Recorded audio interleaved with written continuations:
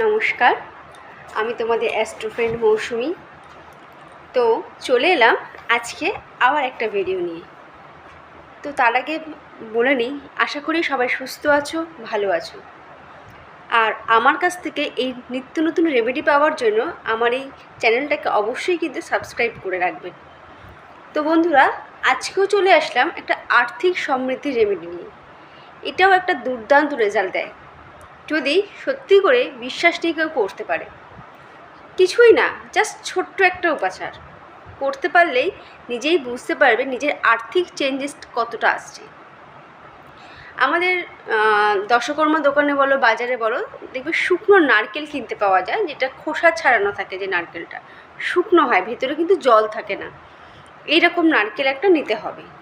নেওয়ার পরে সেই নারকেলটাকে কাটতে হবে, এমনভাবে কাটতে হবে যেমন একটা ঘটের ঢাকনা হয় বা ঢাকনা, এরকমভাবে কাটতে হবে। কাটার পরে তার মধ্যে চিনি ভরে দিতে হবে। চিনি দিয়ে চিনিটা ওই নারকেলটা যে কাটা হলো ওটার মধ্যে চিনিটা দিতে হবে। দেওয়ার পরে ওটাকে ঢাকনাটাকে সিল করে দিতে হবে। সিল করে দেওয়ার পরে ওটার মুখটা লাগিয়ে কোনো অশ্বত্থ গাছের গোড়ায় গিয়ে ওটা মাটিতে চাপা দিয়ে আসতে হবে। মানে অশ্বত্থ গাছের গোড়া যাবে, গিয়ে মাটির মধ্যে ওটাকে পুঁতে দিয়ে আসতে হবে। দিয়ে আসার পর টানা 15 দিন করলেই, 15 দিনে একবার করলেই হবে।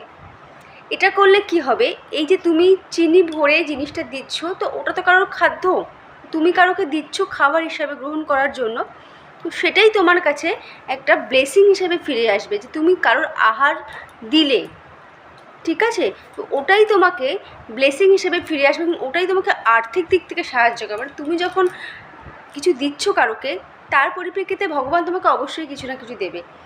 তো দিলে সেটা নিজেই বুঝতে পারবে, ওটাই তোমার কাছে ব্লেসিং হয়ে যখন ফিরে আসবে, ওটা তোমার আর্থিক দিক থেকে অনেক চেঞ্জেস নিয়ে আসবে। জাস্ট বিশ্বাস নিয়ে পজিটিভলি রেমেডিটা করে দেখো, 100% ফল পেতে বাধ্য।